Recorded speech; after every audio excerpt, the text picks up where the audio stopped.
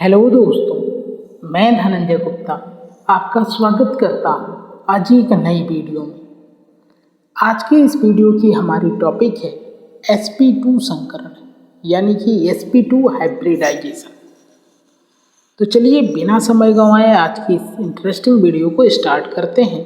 सबसे पहले हम डिफाइन करने की कोशिश करेंगे sp2 संकरण।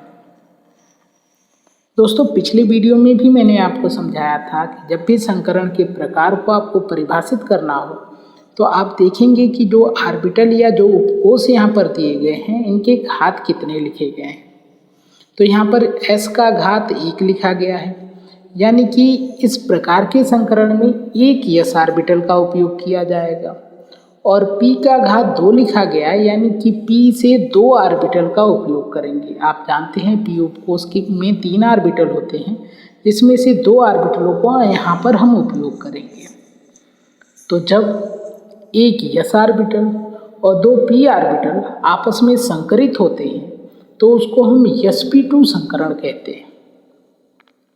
आप जानते हैं p उपकोष में 3 ऑर्बिटल होते हैं, px, py और pz। इनमें से कोई भी 2 p ऑर्बिटल आप ले सकते हैं। यहाँ पर हमने pz ऑर्बिटल और py ऑर्बिटल को लिया है।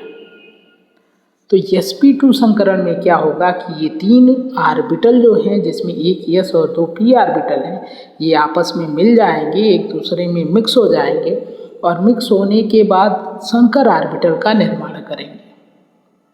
आप जानते हैं कि यहाँ पर 3 ऑर्बिटल यदि मिक्स होंगे तो संकर ऑर्बिटल भी 3 ही बनेंगे। आपको ध्यान रखना है कि जितने परमाणु ऑर्बिटल संकरित होते हैं उतनी ही संख्या में संकर ऑर्बिटलों का निर्माण भी होता है। तो यहाँ पे 3 संकर ऑर्बिटल बनेंगे, जिनको हम नाम देंगे sp2 संकर ऑर्बिटल।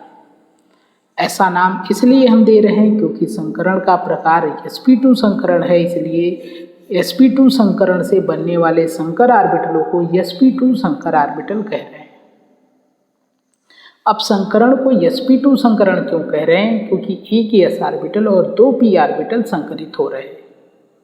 तो चलिए अब लैंग्वेज में इस बात को लिखते हैं। जब केंद्रीय परमाणु की संयोजी कोष के एक s ऑर्बिटल तथा 2 p ऑर्बिटल आपस में मिलकर 3 संकर ऑर्बिटलों का निर्माण करते हैं तो उसे sp2 संकरण कहते हैं। आपको ध्यान रखना है कि ये जो ऑर्बिटल है, जिसमें एक s और 2 p ऑर्बिटल हैं, ये तीनों ऑर्बिटल एक ही परमाणु के हैं जो केंद्रीय परमाणु होगा। और केंद्रीय परमाणु के बाह्यतम कोष या आप कह सकते हैं संयोजी कोष के ये ऑर्बिटल है। आगे एग्जाम्पल से मैं इस बात को आपको और भी क्लियर कर दूंगा। sp2 संकरण में बने संकर ऑर्बिटलों को sp2 संकर ऑर्बिटल कहते हैं। उम्मीद है कि इतनी बात आपको समझ में आ गई। तो अभी हमने देखा कि एक s ऑर्बिटल 2 p ऑर्बिटल संकरित हुए और ये 3 संकर ऑर्बिटल बने, जिनको हमने नाम दिया sp2 संकर ऑर्बिटल, और इस पूरे प्रोसेस को हमने नाम दिया sp2 संकरण। आपको एक बात ध्यान रखनी है कि जो ये संकर ऑर्बिटल बने हैं, इन तीनों में से किसी एक की बात करें तो इसका जो 100% कैरेक्टर है, यानी 100% लक्षण है, यह 100% लक्षण इन ऑर्बिटलों से इनको प्राप्त हुआ है, जिसके संकरित होने से इसका निर्माण हुआ है। उन्हीं ऑर्बिटलों का लक्षण इसमें आएगा। अब क्वेश्चन ये है कि इस sp2 संकरित ऑर्बिटल में कितना लक्षण s का आएगा, कितना लक्षण p का आएगा। तो क्योंकि यहाँ पे लक्षण इन 3 ऑर्बिटलों के आ रहे हैं, तो जो इसका 100% लक्षण होगा वो 3 स्थानों से आएगा, इसलिए 100 को हम 3 से डिवाइड कर देंगे तो एक ऑर्बिटल को 33.33 अंक प्राप्त होगा। यानी कि किसी एक संकर ऑर्बिटल में 33.33% लक्षण इस ऑर्बिटल का, 33.33% इस ऑर्बिटल का और 33.33 लक्षण इस ऑर्बिटल का प्राप्त होगा, जिसके बाद इसका 100% लक्षण बन जाएगा। अब यदि बात करें तो ये 33.33 और ये 33.33 दोनों ही p ऑर्बिटलों के लक्षण है। तो किसी संकर ऑर्बिटल को हम कह सकते हैं कि किसी संकर ऑर्बिटल में 33.33% लक्षण s ऑर्बिटल का होगा और 66.66% लक्षण होगा p ऑर्बिटल का। तो आपको ये बात ध्यान रखनी है कि प्रत्येक sp2 संकर ऑर्बिटल में 33.33% लक्षण s ऑर्बिटल का तथा 66.66% लक्षण p ऑर्बिटल का होता है।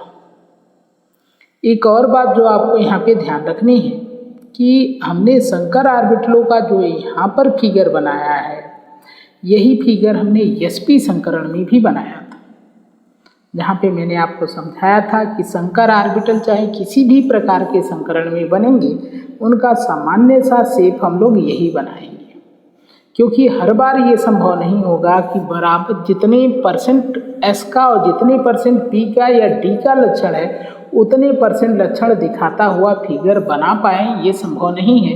इसलिए हम लोग सामान्य सा फिगर यही लेकर चलते हैं। बात क्लियर है? तो अभी हमने बात किया कि sp2 संकरण में 3 sp2 संकर ऑर्बिटल बने थे। ये तीनों ही ऑर्बिटल किसी एक ही केंद्रीय परमाणु के, तो तीनों अलग अलग नहीं रहेंगे, तीनों एक साथ यदि व्यवस्थित होंगे केंद्रीय परमाणु में, तो यहाँ पर कुछ इस प्रकार की ज्यामिति बनेगी। आप जानते हैं कि संकर ऑर्बिटल एक दूसरे को प्रतिकर्षित करते हैं, तो प्रतिकर्षण के कारण ये संकर ऑर्बिटल एक दूसरे से अधिकतम दूरी पर व्यवस्थित होते हैं और अधिकतम दूरी पर व्यवस्थित होने के दौरान इनके मध्य का जो कोण होता है वो 120 अंश का बन जाता है और इस प्रकार एक विशेष प्रकार की ज्यामिति का जन्म होता है। तो आपको ध्यान रखना है कि sp2 संकरण में एक ऐसी ज्यामिति बनेगी जहाँ पे संकर ऑर्बिटलों के मध्य 120 अंश का कोण होगा और तीनों ही संकर ऑर्बिटल एक ही तल में होंगे, एक ही प्लेन में होंगे। ऐसी ज्यामिति को हम नाम देते हैं त्रिकोणीय समतली ज्यामिति।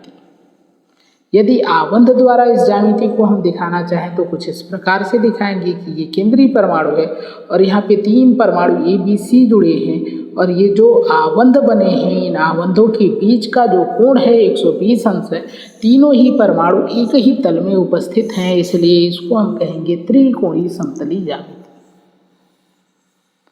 यानी आपको ध्यान रखना है कि केंद्रीय परमाणु की sp2 संकर ऑर्बिटल एक दूसरे को प्रतिकर्षित करते हैं, अतः वे अस्थायी व्यवस्था पाने के लिए एक दूसरे के सापेक्ष 120 अंश के कोण पर व्यवस्थित हो जाते हैं, जिससे अणु की त्रिकोणीय समतली ज्यामिति बनती है, जिसे इंग्लिश में हम ट्राइगोनल प्लेनर ज्यामिति कहते हैं। उम्मीद है बात आपको समझ में आ गई है। यदि थोड़ी बहुत दिक्कत है तो आपको एग्जाम्पल में क्लियर हो जाएगी। तो चलिए एग्जाम्पल की बात करते हैं। हेडिंग लगाते हैं sp2 संकरण का उदाहरण। और आज की इस वीडियो में हम उदाहरण लेंगे BCl3 मॉलिक्यूल का। यहाँ पर आप देख सकते हैं कि 2 प्रकार के परमाणु हैं, एक तो बोरान है और दूसरा क्लोरीन परमाणु है। यहाँ पर बोरान केंद्रीय परमाणु है, क्योंकि बोरान के परमाणुओं की संख्या कम है तो बोरान केंद्रीय परमाणु है। बोरान का परमाणु क्रमांक 5 और इलेक्ट्रॉनिक विन्यास 1s2 2s2 2p1। यहाँ पे 2s और 2p जो अलग कलर से दिखाए गए हैं आपको, ये बोरान के बाह्यतम कोश है और यही बोरान का संयोजी कोश है। आप जानते हैं कि सामान्यतः बाह्यतम कोश ही संयोजी कोश होता है और कई बार ऐसा नहीं भी होता है, जो आगे हम लोग बात करेंगे। तो यहाँ बोरान के संयोजी कोश का यदि हम ऑर्बिटल आरेख बनाएं तो 2s में 1 ऑर्बिटल 2 इलेक्ट्रॉन और 2p में आप जानते हैं 3 ऑर्बिटल और 1 इलेक्ट्रॉन यहाँ पर रख दिया गया है। तो यह फिगर हो गया 2s2 का और यह बनाया गया 2p1 को। अब आप देख रहे हैं कि इस समय बोरान के पास केवल एक ही अर्धभरित ऑर्बिटल है जो कि आवंत बना सकता है। एक अर्धभरित ऑर्बिटल से केवल एक आवंत बनेगा और एक आवंत बनेगा तो केवल एक ही क्लोरीन परमाणु बोरान से जुड़ पाएगा। यानी कि इस अवस्था में बोरान से 3 क्लोरीन परमाणु जुड़ ही नहीं पाएंगे, अर्थात BCl3 का निर्माण ही नहीं हो पाएगा। तो BCl3 को बनाने के लिए बोरान को अपने इस इलेक्ट्रॉन को प्रमोट करना होगा और प्रमोट करके इस इलेक्ट्रॉन को यहाँ पर भेजना होगा। अभी बोरान की इस अवस्था की बात करें तो बोरान की इस अवस्था को हम आध्य अवस्था या ग्राउंड स्टेट कहेंगे। ग्राउंड स्टेट का अर्थ यह है कि सभी इलेक्ट्रॉन अपने निर्धारित स्थान पर उपस्थित हैं। अब यदि इस इलेक्ट्रॉन को हम यहाँ से यहाँ पर भेज दें तो अयुग्मित इलेक्ट्रॉनों की संख्या 3 हो जाएगी और अब आराम से 3 क्लोरीन परमाणु बोरान से जुड़ पाएंगे। एक क्लोरीन परमाणु इस ऑर्बिटल से अतिव्यापन करके जुड़ेगा, दूसरा इससे और तीसरा इससे। तो जब ये इलेक्ट्रॉन यहाँ से इस रिक्त ऑर्बिटल में आ गया है तो ऑर्बिटल आरेख कुछ इस प्रकार का हो गया है और इलेक्ट्रॉनिक विन्यास अब लिखा जाएगा 1s2, 2s1 और 2p2। तो देखो 2s में एक इलेक्ट्रॉन और 2p में 2 इलेक्ट्रॉन आ गए हैं और यह अवस्था बोरान की उत्तेजित अवस्था कहलाएगी, यानी एक्साइटेड स्टेट कहलाएगी। और बोरान एक्साइटेड स्टेट में ही BCl3 का निर्माण कर सकता है, ग्राउंड स्टेट में BCl3 का निर्माण नहीं कर सकता है। अब थोड़ा यदि बात करें हम लोग क्लोरीन परमाणु की, तो क्लोरीन परमाणु का परमाणु क्रमांक 17 और इलेक्ट्रॉनिक विन्यास यहाँ पे लिखा गया है। यदि संयोजी कोष देखें तो 3s2, 3p5। यदि इसके ऑर्बिटल आरेख को बनाएं तो 3s में यहाँ पे 2 इलेक्ट्रॉन, 3p में 3 ऑर्बिटल होंगे और 5 इलेक्ट्रॉन रखे गए हैं। तो 1, 2, 3 और फिर चौथा और पांचवा हुंड के नियम से रखा गया।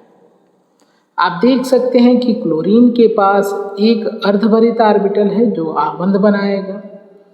तो क्लोरीन का यह ऑर्बिटल बोरान की इस ऑर्बिटल से अतिव्यापन करके आबंध बना लेगा और क्योंकि यहाँ पे 3 क्लोरीन है तो दूसरा क्लोरीन इस ऑर्बिटल से अतिव्यापन कर लेगा और तीसरे क्लोरीन का ऑर्बिटल इससे अतिव्यापन कर लेगा और इस प्रकार बोरान से 3 क्लोरीन परमाणु जुड़ जाएंगे और BCl3 का निर्माण होगा। लेकिन आपने पढ़ा है कि इससे पहले कि आबंध बने केंद्रीय परमाणु के ऑर्बिटल जो होते हैं वो संकरण की क्रिया करते हैं। तो अतिव्यापन करने से या आबंध बनाने से पहले केंद्रीय परमाणु जो बोरान है इसके ये जो 3 ऑर्बिटल हैं ये आपस में मिक्स होंगे और मिक्स होके संकर ऑर्बिटलों का निर्माण करेंगे।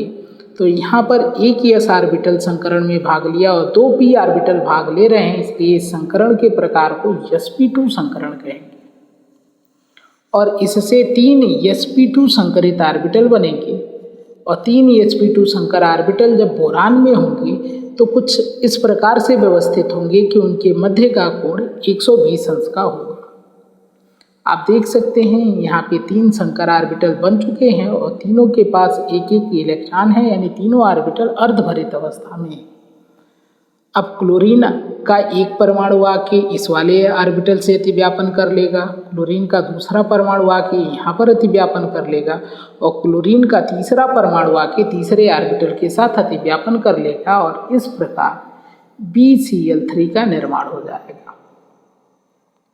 तो देखिए अभी हमने थोड़ा दूर दिखाया ऑर्बिटल को, क्लोरीन का ऑर्बिटल आके अतिव्यापन करेगा तो कुछ इस प्रकार से अतिव्यापन होगा और 3 सिग्मा बॉन्ड आबंध का निर्माण होगा, यानी इस बोरान और क्लोरीन के बीच सिग्मा आबंध का निर्माण हो जाएगा। यहाँ पर भी सिग्मा आबंध और यहाँ पर भी सिग्मा आबंध। यानी कि यदि हम बॉन्ड बनाकर दिखाना चाहें तो हम इस प्रकार दिखाएंगे कि यहाँ पे देखिए थोड़ा मिसप्रिंट हो गया है, यहाँ पे बोरान यानी केवल B होना चाहिए था, E यहाँ पे गलत हो गया है।